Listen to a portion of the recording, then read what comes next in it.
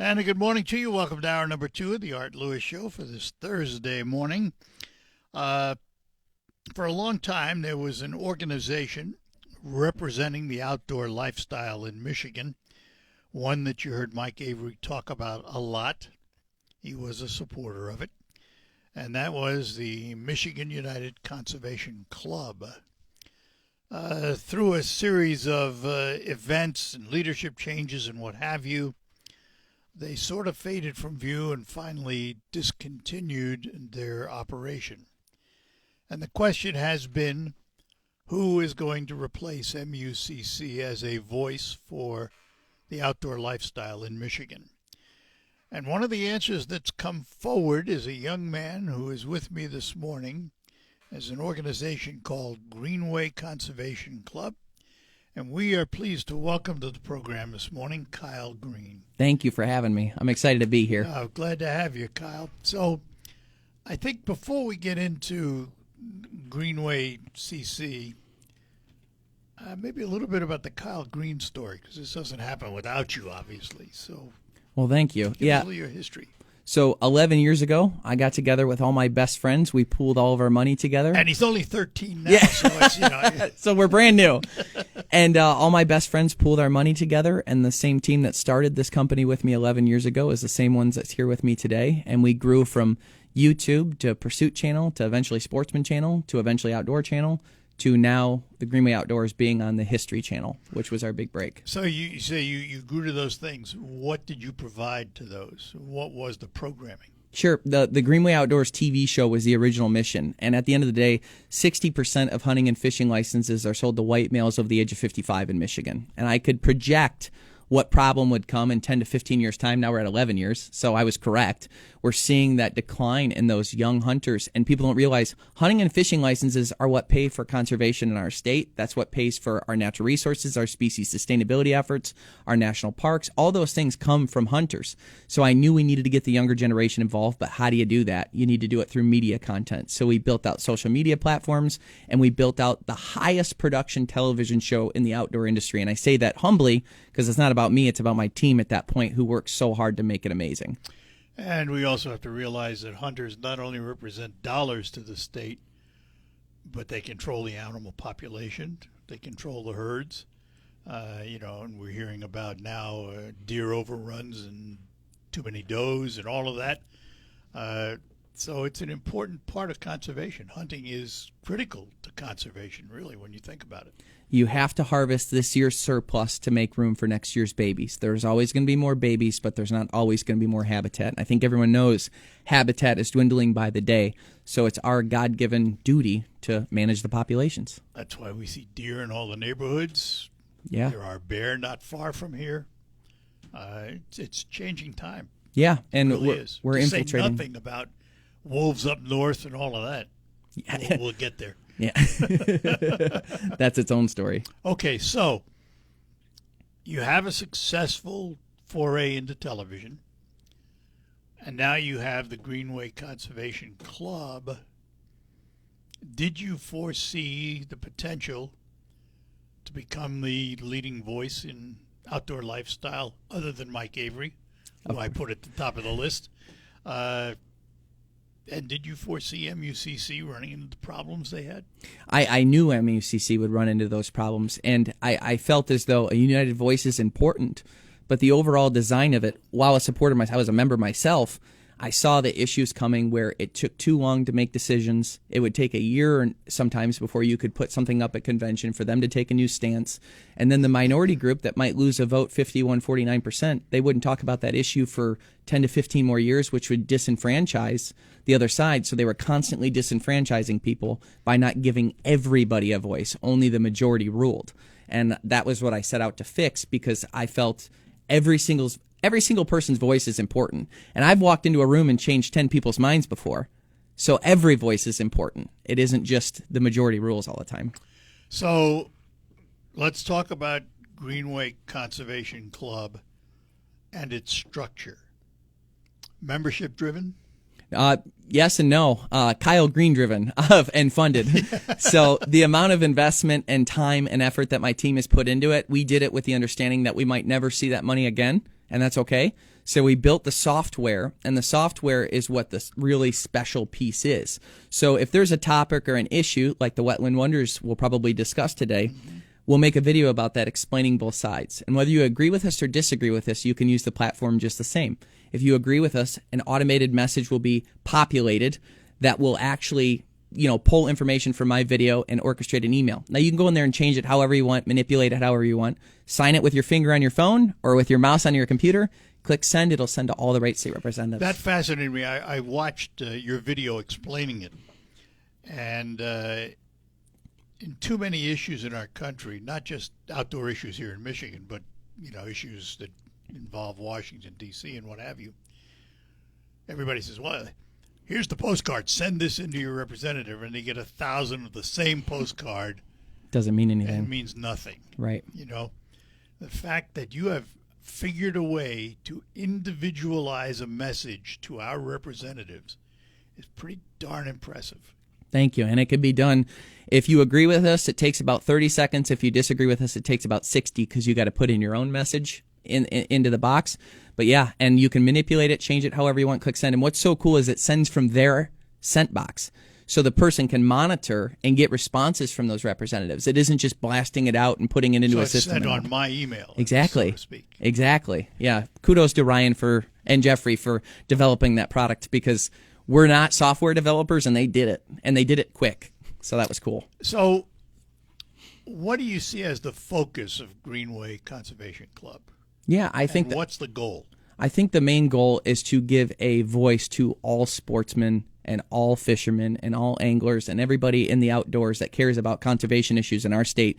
Give each individual person the opportunity to send their message directly to the right politicians or the Department of Natural Resources to have their voice heard. Instead of Kyle Green going and sitting before a House or Senate committee in Lansing, you're actually having us do it. Mm-hmm. Yeah, well, in effect, our words in mass are getting to the right people as opposed to an organization representing me. Exactly. And how could I represent everybody? And by the way, hunters don't agree on everything, which is why that disenfranchising was happening. No doubt about that. So who am I? I always give my opinion, but you can agree or disagree with it and still use the system just the same. Now, I am still doing some of the work where you're going up, and I met with Ken Borton and David Martin and the Department of Natural Resources and still orchestrated a few deals in the background, but I'm doing that as just an added bonus to the Greenway Conservation Club for people. Well, but I think it's important because, while we may be able to comment on issues through our emails, there is work to be done. Mm-hmm. And some issues that don't require everybody to comment on it need to be taken care of. Yeah. A lot of that happens in the background. Yeah, and there's some issues where you don't want everybody to comment yet. Like the Wetland Wonders, I was getting so much crap from people. They're like, why don't you have a video up on this? Isn't this what you're supposed to do? I'm like, let me have these conversations where I have to get people in the room that don't like each other, get them to agree, and get them to come to a term. If you send a bunch of emails and muddy that water, it might make it impossible. So let me do that, then we'll send the emails. Yeah, good idea. We're going to take a break. We're talking to Kyle Green from Greenway Conservation Club, more about membership, more about some of the issues they're dealing with. And at some point, we might even hear from Mike Avery. You just never know. Coming up. Rocket Grab Plus. With the price of just about everything going up, we thought we'd bring our... Hi, we're back with you on the Art Lewis Show. In studio with me, Kyle Green from Greenway Conservation Club. And there seems to be another gentleman who would like to speak to you. Mike Avery is with us on the phone this morning. Mike, good morning. Hey, good morning, guys. Art, I told you this kid's impressive. You were right. I'm just a shorter, less well-spoken version of Mike Avery. That's all. The only thing I got going for me is my youth. Younger and with more hair. Well, Mike, I mentioned earlier, that with MUCC gone now, it looks like Kyle is going to provide that missing voice as a leading spokesperson for the outdoor lifestyle, but I did manage to put you on top of the pile. Well, thank you, Art. I appreciate that. If I'm not sure that's true, and if it is true, it won't be long before Kyle kicks me off the top of that heap. One thing that is for sure is Mike Avery needs to be put in the Outdoor Writers Hall of Fame. So I'm pushing that behind the scenes too. If I got to stick GWCC on it, I will, because that's long overdue.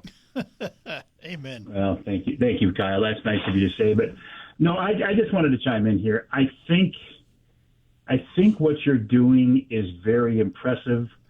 I love the way it's using technology. It's based on a different business model. I loved MUCC. I love the people at MUCC. I thought they did a great job, but I thought their hands were tied because they were working on an antiquated model.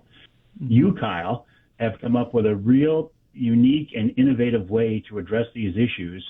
And based on your success with Wetland Wonders, I mean, you weren't 1 week out of the gate and you already had your first major victory. So I support what you're doing. I became a member of Greenway Conservation Club right away. I will be doing and that, I'm really too. excited to see what you can get done. Yeah, I will also be doing that, Mike. Thank you, Mike. Yeah.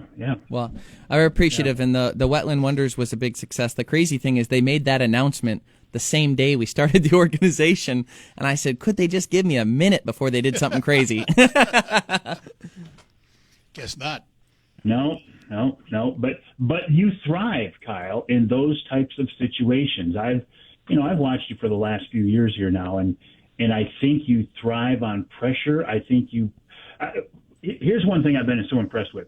I know your heart is in the right place, and I know that your goals are honorable and they align with my goals.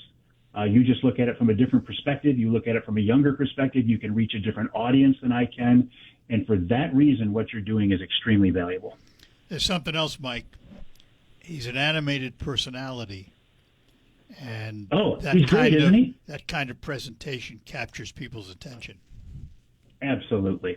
You should see. Go back and look at the video of him before the NRC meeting a couple of weeks ago. It's just wonderful. Kyle, you do a great job. You have my support, but I think you know that. Well, I appreciate you guys both very much. That means a lot to me. Coming from Mike, who I say this every time we've ever done a radio interview, is I've looked up to you my whole life and watched you my whole life, and it's like you were kind of one of those main voices in my head. You know, when you're making decisions in life and you're like being faced with tough meetings or possible consequences, you kind of have like those voices in your head that you listen to. And Mike, you're one of those for me. So to have you say that means the world. I look up to him all the time. That's because he's 6'6" and I'm 5'7". Guys, I'm going to get out of your hair. I'm going to go back in the background here, and I'm just going to listen to the rest of this conversation because Kyle's got a lot to say, and I appreciate both you guys. Art, you're a wonderful guy. Kyle, you're a wonderful guy, and I'm glad you two are able to connect because I think you can get a lot of good things done together. And I think we'll probably do it more often, too. Thank you, Mike. All right, Michael. All right, you guys. Talk Have a to you good day. soon. Take care. Bye-bye now. Mike Avery, who you hear weekends with the Outdoor Magazine show here on WSGW. Thrive on pressure. I think here's one thing I've been so impressed with. I know your heart is in the right place, and I had the phone on. That's okay. He doubled down on it. He doubled down on it. There you go. That's right. Absolutely. So let's talk a little bit about this Wetland Wonders in Michigan. What was it about, and what was the outcome? Yes, sir. So one of the big issues with the Wetland Wonders was, funding. It's over $4 million per year to manage our 7 managed waterfowl areas, which we call the Wetland Wonders. They're incredible places where there's refuges that protect the ducks. And just so people know, in our flyway, which is basically the path that the ducks take when they migrate, the Wetland Wonders are crucial for that because they offer food, security, safety, but they also offer so many hours of family recreation in the outdoors because they offer incredible hunting opportunities. And these are state wetlands as opposed to federal? Yeah, well, there's actually some federal mixed in some of them, but yeah, they're because I think of Shiawassee, for example, Exactly, and Shiawassee is one of our Wetland Wonders. So there's a mix of federal and state in some of these different zones, and a lot of the funding for those come from federal dollars, because at the end of the day, out of our license sales, only about 200,000 of that 4 million comes from the waterfowl licenses that we buy in our state. So a lot of that money comes from Pittman-Robertson Act, federal funding, that sort of thing. But because of a lack, and there was basically what happened in the last few years is the oversight committee that came in that manages the Department of Natural Resources budget hacked a lot out of the budget. And when they did that, their mindset was, and I kind of, you'll hear both sides in the way I talk. So if it seems like I'm leaning one way, I'm not. I'm just saying it how it is. One side believed that some of the things that the Department of Natural Resources was doing was a massive waste of money. And then the Department of Natural Resources, and some of them even admitted to me that some of it was a waste of money. But at the same time, there was a broad brush put over it. And one of the technicalities in that was no more seasonal workers, no more part-time workers. So because of that, any position you needed to fill had to be full-time. If it's going to be full-time, based on the unions and the dollars and the insurances and all the different things that come with it, that's $150,000 a person. So they couldn't afford to have enough people to work the managed waterfowl areas in order to have the draws open 7 days a week, 2 draws per day at the 4 major waterfowl areas. When you talk about draws, you're talking about licensing draws, right? Yeah, so basically what happens when you go to a managed waterfowl area as a duck hunter is you go in and your party gets a number. You can have up to 4 people in it, and you get drawn, and based on the order you're drawn in, you get to pick a zone, and that's your zone to go hunt for that allotted amount of time. And it's some of the best duck hunting in the state. So it's a huge opportunity to get to go, and that's where I shot my first duck. Harson's Island managed waterfowl area. It's where I harvested my first mallard, and to be honest, kicked me into the love of duck hunting and probably what I'm doing for a career now today.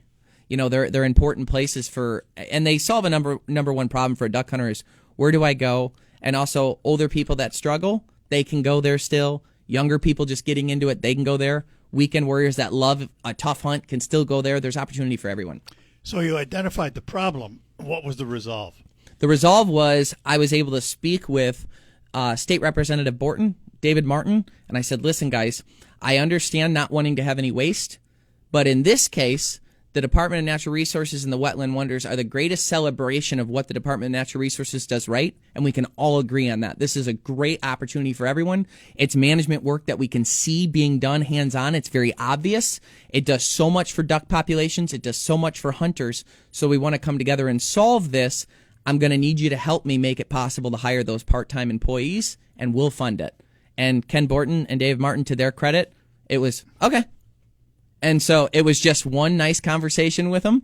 I talked to the Department of Natural Resources. I said, here's my plan. They said, well, Ken Borton and Dave Martin will never talk to you. I said, well, they already talked to me. They love me. They'll do it. And so I got them all in the same room. We met at Ken Borton's office. And what was really special to me is I didn't know what I didn't know. And I didn't know all these people had so much drama. But I ended up getting them together, giving a little bit of a speech. They came together, and we resolved it. So now there'll be 2 employees at each of the 4 managed waterfowl areas that were set to be cut back on. All the draws have returned to normal, and 5 incredible organizations stepped up to help me raise the $80,000 that we needed to pull it off. I was just going to ask where the money came from. Yep. So there's a group out of Shiawassee, and it's the Shiawassee Flat Citizens and Hunters Association. And then on top of that, there's 2 groups out of Harson's Island, but it's the Harson's Island waterfowl group and then the duck hunter group as well. Those 2 guys came together and they put in $20,000. So Shiawassee put in $20,000. They put in $20,000. Then the Duck Hunters Association of Michigan put in another 10, and then Delta Waterfowl put in 10, and Ducks Unlimited put in 20. We closed the money in 3 days. Is this going to have to be done annually? No, I'm right now, and I will say I have a captive audience with the Department of Natural Resources who love me, and I have a captive audience with the oversight people like Ken Borton and David Martin. They're all on the same page that we need to find a long-term solution. Right now, I've been gathering over 1,000 emails from people giving me their suggestions. I'm going to put the best one on paper, and we're all going to propose it together. I will not let this happen again. We'll come up with a long-term solution. All right. Hang on. We're going to take a break, and we'll be back with more with Kyle Green from Greenway Conservation Club. And let me take a moment to talk about food. Krizak's House Family Restaurant. Best place to go for your authentic home-cooked foods with a European flair at reasonable prices. Now's the time to think about getting together with friends and family for lunch or dinner, as well as events coming up like graduations and confirmations, weddings, showers, anniversaries. Krizak's has an economical way for you to supply the food. You can order what you want in Polish and American foods and just pick it up at the restaurant ready to go, or have your celebration right there at the restaurant. Don't forget, at a moment's notice, Krizak's can help. Call them at 989-894-5531. Online, Krizaks.com, spelled K-R-Z-Y-S-A-S-I. Let me do it again. Give me a minute, folks. KRZYSIAKS.com. Krizak's House Family Restaurant, corner of Cass in Michigan, on Bay City's south side. Gotta go. And we're back with you talking to Kyle Green from Greenway Conservation Club, which, by the way, if you go on the website, which is GreenwayConservationClub.com. you will find membership. There are 2 levels, and you can join the club. Kyle, if I said to you, make me a list of issues, what would be on top? What's number 1? Well, it's what is hot right now, and what we're working on right now is obviously the Wetland Wonders, finding that permanent solution so that that doesn't ever happen again.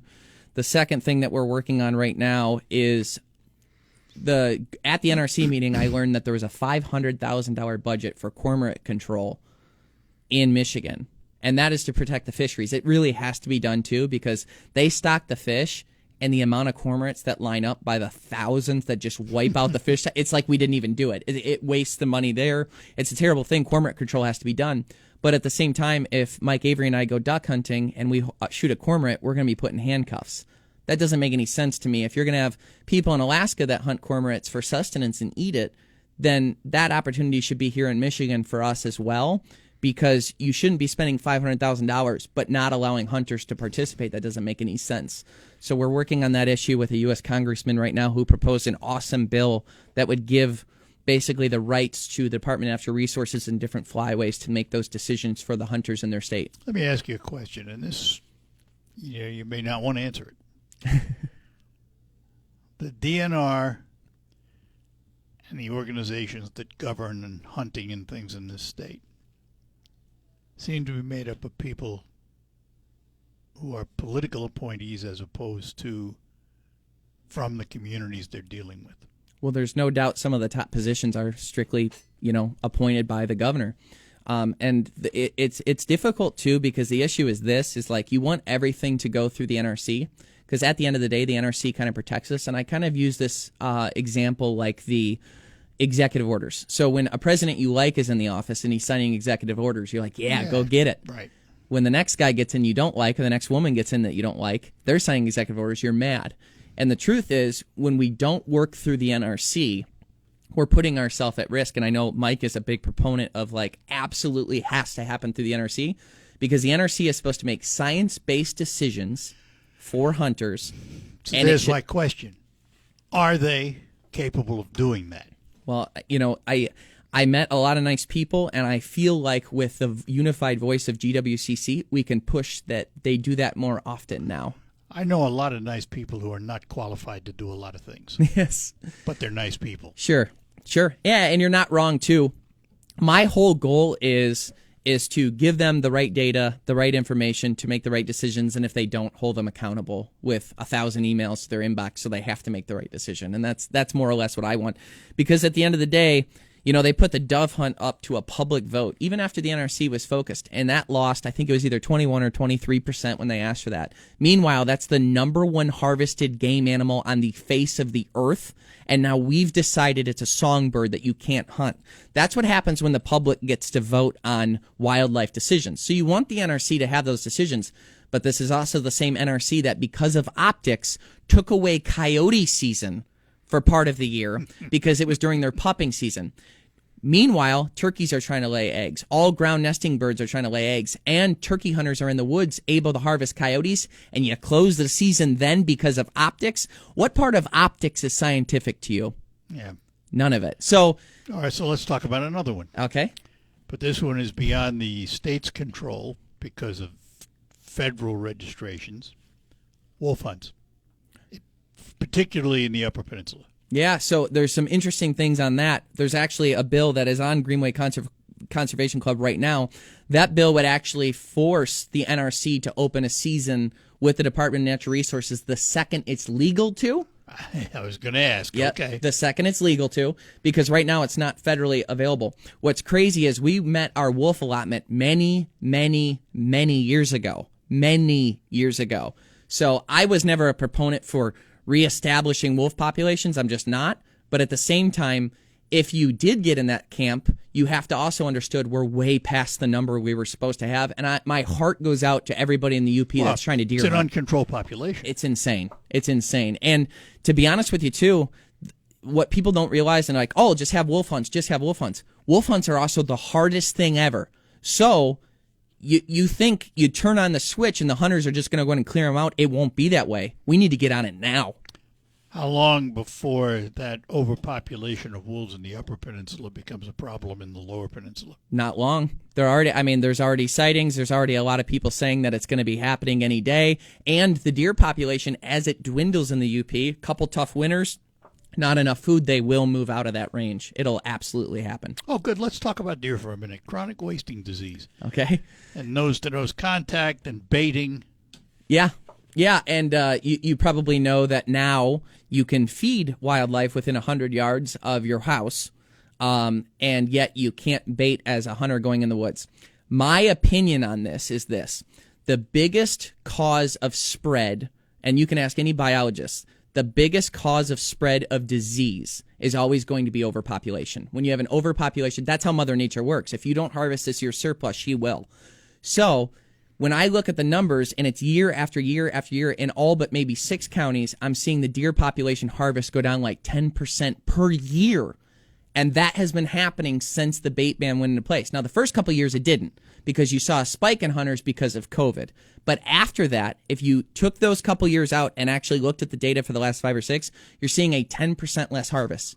So, which correlates to an overpopulation, yep, and that is going to continue to spread the disease more particularly in the doe side of it. than somebody hunting over, grabbing apples from under an apple tree, moving them 100 yards closer to a stand is not going to spread more chronic wasting disease than overpopulation. Therefore, I think in order to harvest more deer, we should give the hunters every opportunity possible to do so. All right, one more break, and we'll be back to conclude our conversation with Kyle Green. Beautiful new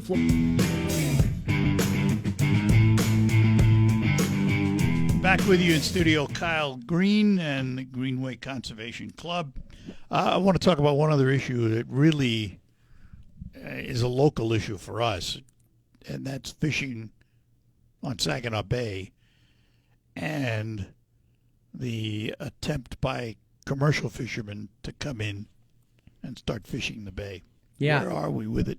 I think it's just about dead, and we put that on our page as well. And my opinion was that we shouldn't allow the commercial fishing to expand to those other species that our sport fishermen work so hard to protect.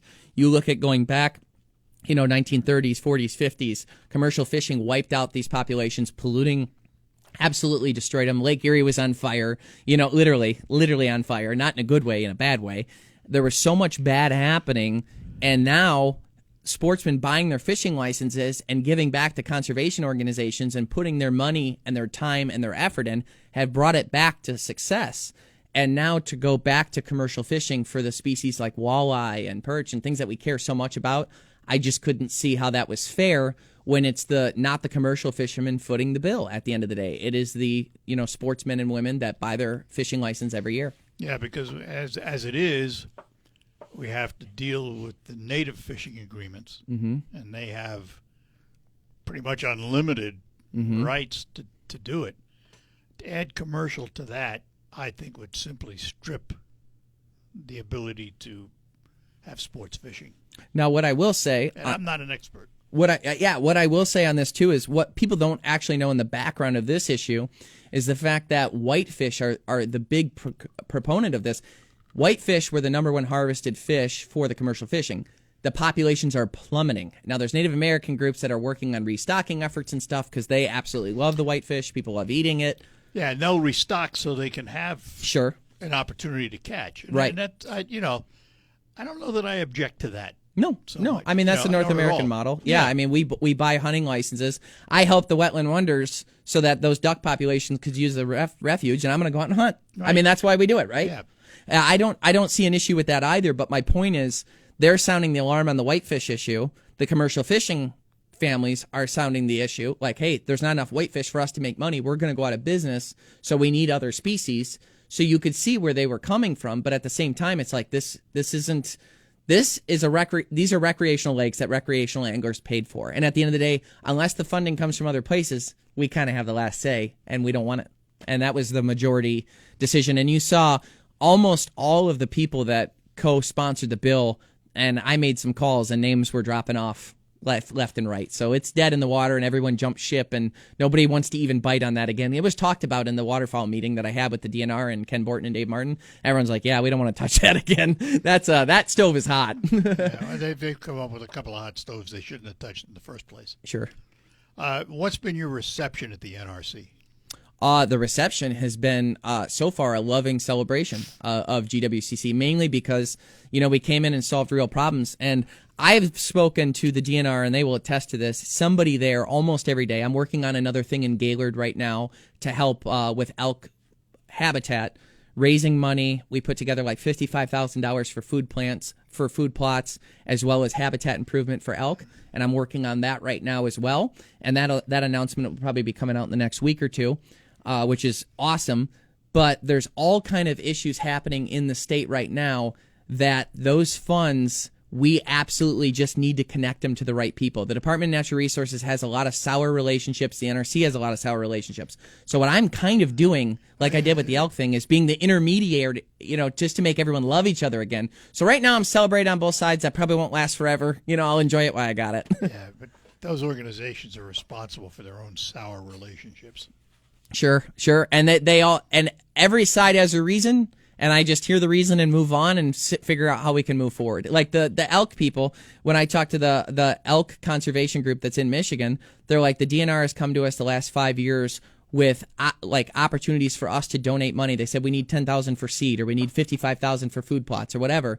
He goes, then we raise the money, go to give it to them. They go, oh, we can't accept it this year, or oh, we can't do that this year, oh, we're not going to do it. Oh, that person doesn't even work there anymore, and they don't know what you're talking about. So that's the kind of relationships that I'm kind of having to bridge together to make everyone understand again. Too many negatives. Yep. Nothing gets done with a negative. Right. So I've been operating with more sugar than spice, and it's been working out so far. So hopefully I'll be able to keep doing that. Yeah, my parents taught me you get more with sugar than honey. Yep. You get more with honey than, I got that wrong. I think it More was than honey with vinegar. Yeah. something. Mine said crap, because flies go to that at least. Yeah, that's true. That's true.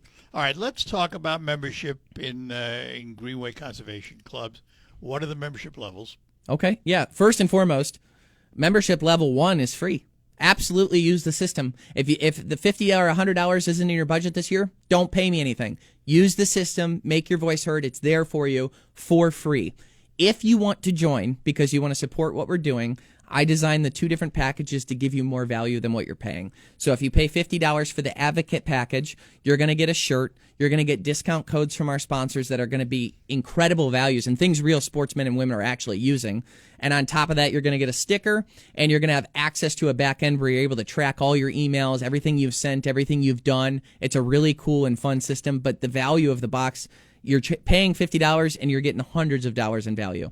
Same thing with the Champion membership, which is $100. If you do the $100 package, you're getting a shirt, a hat, bigger discount codes, way more value than the $100. And on top of that, we just established group rates. Shout out to Ryan Parks for developing that system in our page as well, where there's discounts for groups to join as well.